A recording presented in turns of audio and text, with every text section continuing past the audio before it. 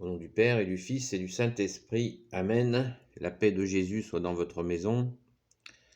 Salut à toutes et tous. J'espère que vous allez bien, que vous êtes dans la joie et dans la paix et la joie de Jésus. Amen.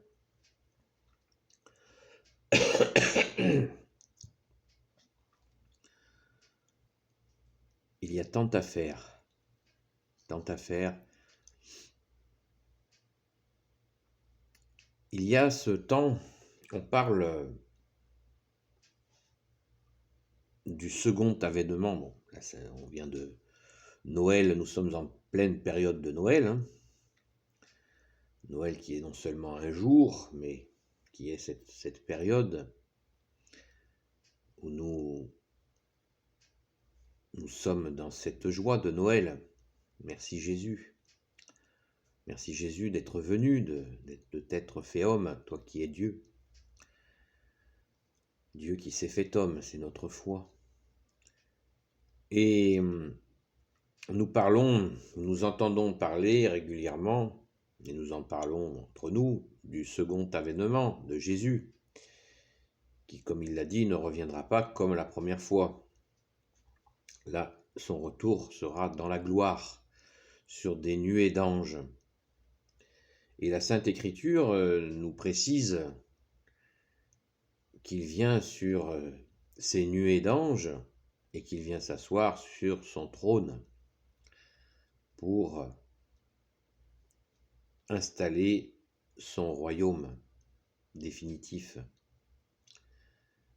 Et cette installation, nous dit la parole, elle précise qu'il va y avoir un tri entre les brebis et les boucs. Donc je pense qu'il me paraît important de méditer bien sûr, sur le second avènement de Jésus que nous attendons et que nous te supplions, Jésus, de vite revenir, mais de bien en comprendre la portée.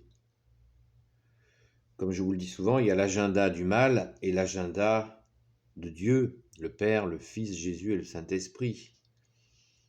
Et que l'agenda du mal est un agenda perdant et l'agenda de Dieu est l'agenda gagnant.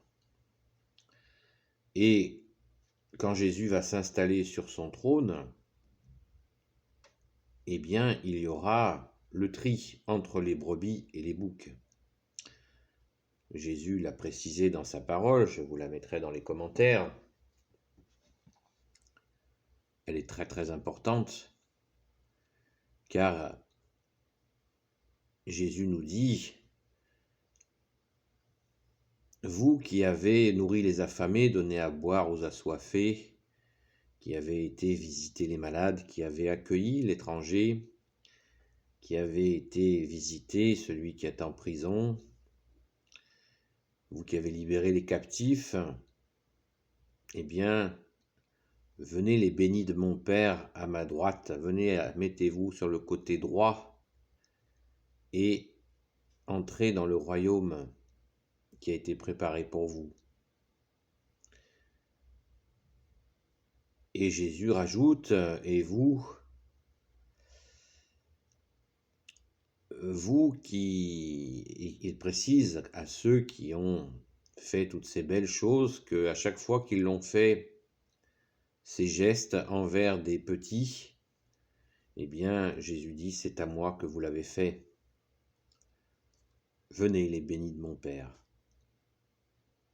Et ensuite, il dit aux autres, vous qui n'avez pas donné à manger à ceux qui ont faim, qui n'avez pas donné à boire à ceux qui ont soif, qui n'avez pas visité les malades, qui n'avez pas accueilli l'étranger, qui n'avez pas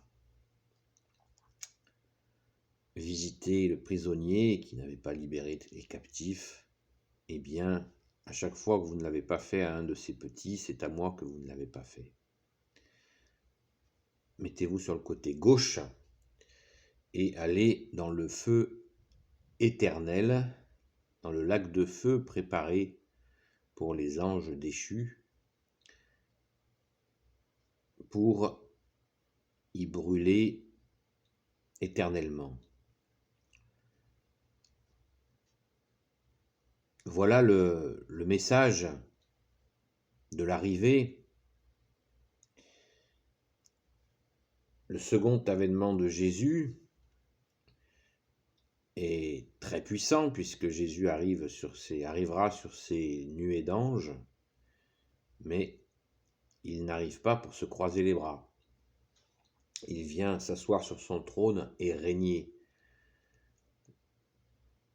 Donc, il est important de prendre pleinement conscience de ce que signifie cette venue, ce second avènement dont on ne connaît pas l'heure ni le jour.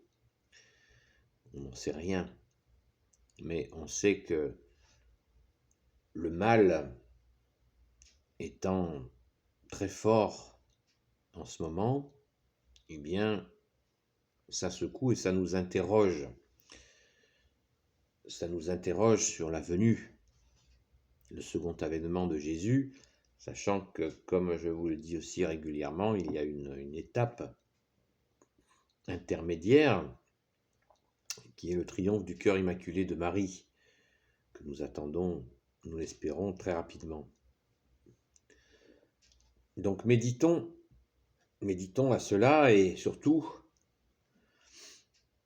mettons en pratique cette parole de Jésus à propos des assoiffés, des affamés, de la visite aux malades, de l'accueil de l'étranger, qu'il convient de préciser. L'accueil de l'étranger ne veut pas dire qu'il faille transférer les continents de population chez nous. Il y a des limites au devoir d'hospitalité. Et quand on accueille l'étranger, eh bien, il faut le replacer dans le contexte de l'époque de Jésus, où les gens donc voyageaient et il n'y avait pas des formes d'immigration massive telles que nous les connaissons chez nous depuis si longtemps. L'accueil de l'étranger est une notion bien connue de tous les peuples, mais il ne s'agit pas, quand on accueille l'étranger, de faire que l'étranger devienne le maître de notre maison. D'ailleurs, nous n'avons qu'un seul maître, c'est toi Jésus. Quand on accueille l'étranger ne pose pas ses conditions, etc., etc. Le sujet est vaste, mais il convient quand même de le préciser, car certains fils des ténèbres se servent de cette parole de Jésus pour faire un levier pour nous envoyer, nous faire accepter des milliers et des millions d'étrangers qui viennent nous imposer leur mode de vie et en particulier leur religion qui n'est pas la nôtre et qui veut la mort de la nôtre. Donc il faut faire très attention sur ce sujet de l'accueil de l'étranger. Dans le sens où Jésus le dit, c'est évident qu'il s'agit bien sûr de cet accueil de cœur de l'étranger. Et cela, ça peut être tout simplement quelqu'un qui vient d'une autre région que de la vôtre, qui se trouve sans logis à un moment donné, parce qu'il est démuni. Voilà, quelqu'un qui nous est étranger, pas forcément de nationalité étrangère. Ça peut être le cas aussi, bien sûr, d'accueillir un étranger qui ne vient pas pour prendre notre place, mais bien un voyageur, au sens du bon samaritain, par exemple, qui voyage et qui accueille cette personne qui était dans la détresse. Donc Jésus nous dit d'aller visiter les malades, Jésus nous dit de libérer les captifs, de visiter les prisonniers. On peut là aussi faire des extensions. Si on voulait se mettre au travail pour libérer, aider à se libérer les captifs des chaînes de télévision, vous imaginez que là nous avons du travail. L'addiction à la télévision, est-ce que c'est pas une prison? Moi j'en suis certain, c'est une prison. C'est une prison terrible. Elle vole la vie des gens. Elle leur vole leur conscience, leur argent, leur nerf, leur famille, l'éducation des enfants, etc., etc. Visiter les malades. Et Jésus nous exhorte à tout cela et il nous le dit, ce qui quand même peut nous motiver. À chaque fois que vous le faites à un de ces petits, c'est à moi que vous le faites. Donc vous comprendrez bien que c'est chaud. C'est magnifique. Merci Jésus. Alors les affameurs, toutes ces personnes qui affament et assoiffent les gens, etc., etc., vous devriez réfléchir à ce que vous faites. Et de courir, demander pardon à Jésus et de vous convertir. Voilà, donc c'est très bien de parler du second avènement. Il faut en parler, il faut l'expliquer. On a peu d'informations sur, on ne sait pas quand ni comment. Enfin si, comment Jésus dit qu'il vient sur ses nuées d'anges et qu'il vient pour s'asseoir sur le trône, pour diriger les nations. Donc, on a quelques précisions. Mais sur le délai, on ne l'a pas. Mais préparons-nous déjà en faisant ce que nous demande Jésus. Amen. Béni soit le Père, le Fils et le Saint-Esprit. Amen. Ô Jésus, toi qui peux tout et qui portes tout, toi le Sauveur, toi l'Emmanuel, je te confie toutes celles et ceux qui regarderont cette vidéo, ainsi que leurs proches, selon ta sainte volonté. Sainte Marie, Reine des cieux, toi l'Immaculée Conception, toi qui écrases le serpent, toi qui as la lune sous tes pas. Saint Joseph, toi le juste et le saint, toi le sage, toi la terreur des démons, toi le saint gardien de la Sainte Église catholique apostolique.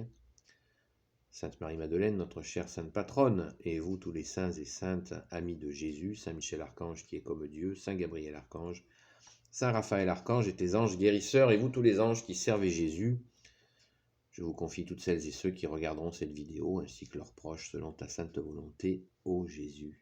Amen. Alors, je ne fais pas cette vidéo pour faire peur à qui que ce soit, bien sûr, mais pour expliquer, essayer de vous informer sur ce que nous a dit Jésus et vraiment de se mettre au travail. Car il y a un immense travail à faire. Et Jésus en est comptable, mais pas que comptable. Jésus ne regarde pas comme un juge injuste.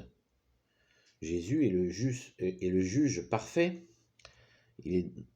Car il est soleil d'amour et soleil de justice et soleil de miséricorde. C'est-à-dire qu'il va il nous aide constamment à mettre en œuvre sa parole.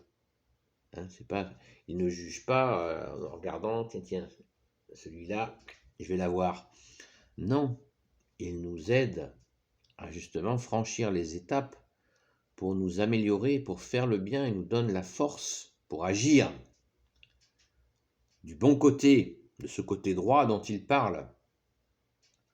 Merci Jésus. Ne nous endormons pas en disant, oh là, en étant tétanisé, oh là, j'attends ce jugement et je suis tétanisé. Non, Jésus nous donne la force d'amour, de justice et de miséricorde pour agir selon ses vues. Et quelle belle vue, n'est-ce pas? Donc ne soyons surtout pas tétanisés. Non, agissons, mais avec la pleine conscience de l'agenda de Dieu le Père, Dieu le Fils, Jésus, Dieu le Saint-Esprit. On a en pleine figure l'agenda du mal, et c'est pas fini demain matin. Donc pensons à l'agenda du Père, du Fils Jésus et du Saint-Esprit, qui est l'agenda gagnant. Il y a l'agenda perdant et l'agenda gagnant. Question de choix. Nous sommes libres. Merci Jésus par ta grâce. À bientôt les amis, la paix de Jésus soit dans votre maison et au boulot.